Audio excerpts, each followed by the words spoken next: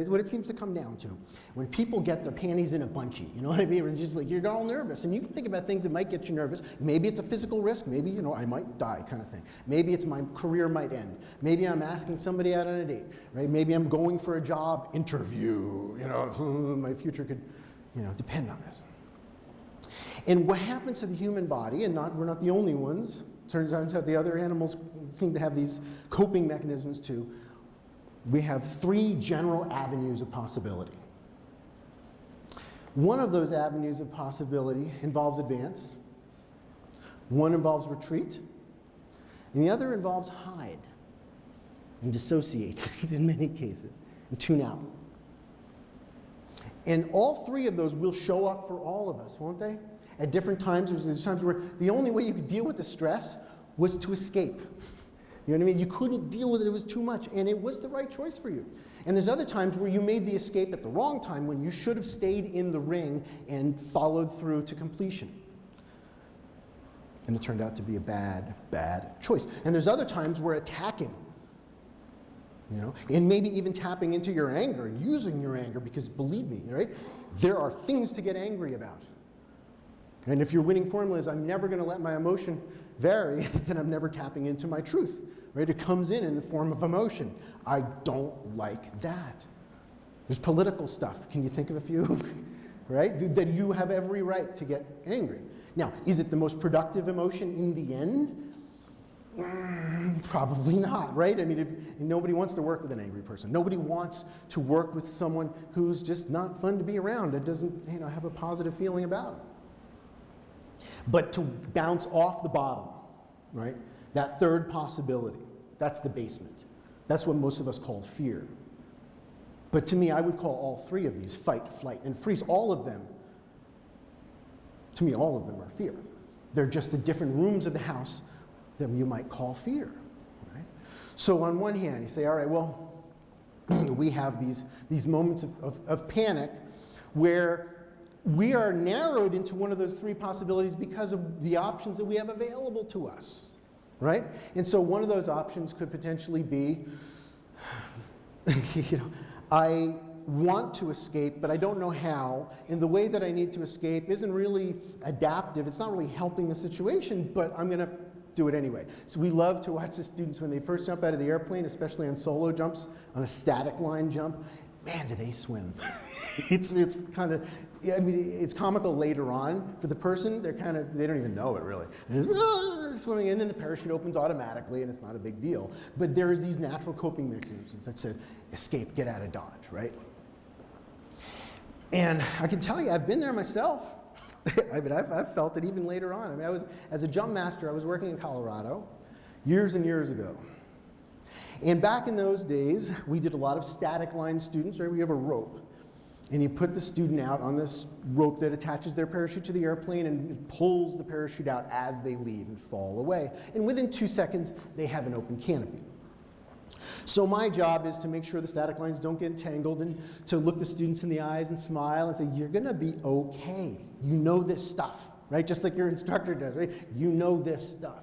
Right, in school or anything else, you have people that nurture your inner pilot, right? Your inner yes I can, right? And so that was my job. And my job was focused outside of me. I'm the helper. It's not about me. And so on this particular jump, I remember it was about 110 degrees out. And so back in these days, we jumped without helmets a lot, which I don't recommend. And I have goggles. I was in a hurry, running out to take these 5 students up, and I had no shirt on because it was so hot, and I had short, skimpy little shorts on. That's it. A parachute in that, right? And so I'm doing my job, and the last student goes out, and out of habit, you know, I reel in the static line bag, and I wrap it up, and I stuff it under the seat, and I jump out of the airplane, and I can tell you, at this moment, after I left the airplane, when I felt all that wind on my mostly naked body, I gotta tell you, scariest moment of my life. Because I was sure that I forgot my parachute. Can you picture that feeling? Right? And so we have these moments that shock us, and maybe it's more moderate, but we have these panic, pattern recognition, oh my God, and we jump to conclusions, don't we? And most of the time we're wrong. Most of the time Chicken Little is way off. So, the truth is that most of the time when people do adventure sports or they do dangerous things with their careers, right? Starting new businesses, right? We are given the opportunity to visualize something that isn't there and create it, right? Something that was just a possibility. But through our investment in the visualization process, we drift further and further from our fear, and we start to create something new in the world, right?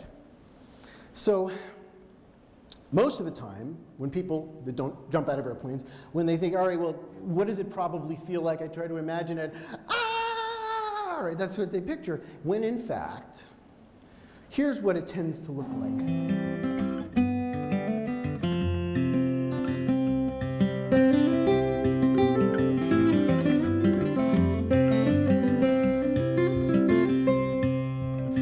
Years old with a flour sack cape tied all around his neck. He climbed up on the garage, figuring what the heck. He screwed his courage up so tight the whole thing came unwound. He got a running start and bless his heart, he headed for the ground. He's one of those who knows that life is just a leap of faith. Spread your arms and hold your breath and always trust your cape.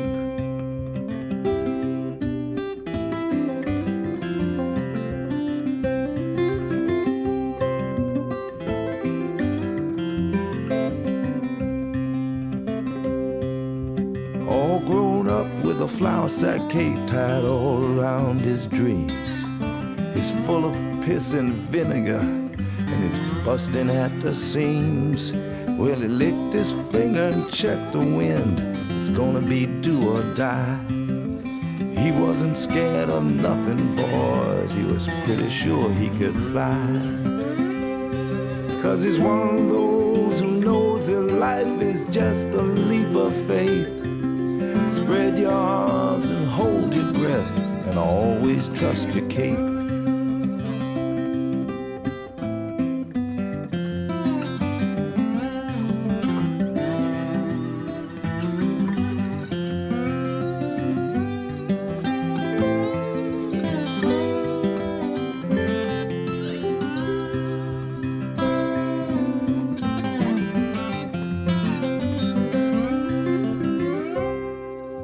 Now he's old and gray with a flour sack cape tied all around his head.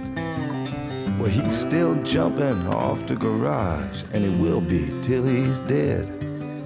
All these years the people said he's acting like a kid. He did not know he could not fly, so he did. He's one of those who knows that life is just a leap of faith. Spread your arms and hold your breath and always trust your cape. He's one of those who knows that life is just a leap of faith. Spread your arms and hold your breath and always trust your cape. Spread your arms and hold your breath and always trust your cape.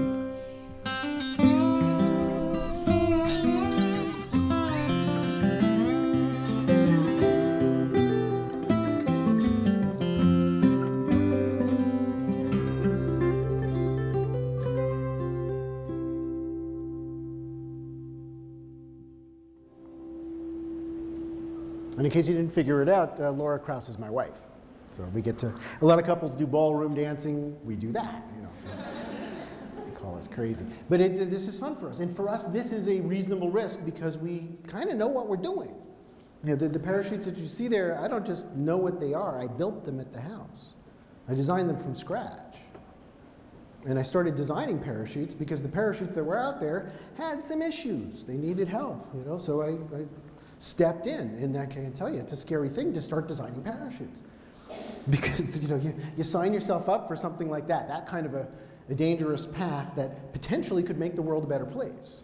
And potentially could make your life really interesting every once in a while. Right? So I decided that the value of this was worthwhile, right? As you will. You know, there's going to be things in your life where you decide, yes, this is the riskier path. But it feels right to me. And I know that you all think I'm crazy, mom and dad, you know what I mean? And I know that other people, you know, might continue to judge me. But if you don't follow your path, you know what I mean? The one that feels right in your gut, what are you?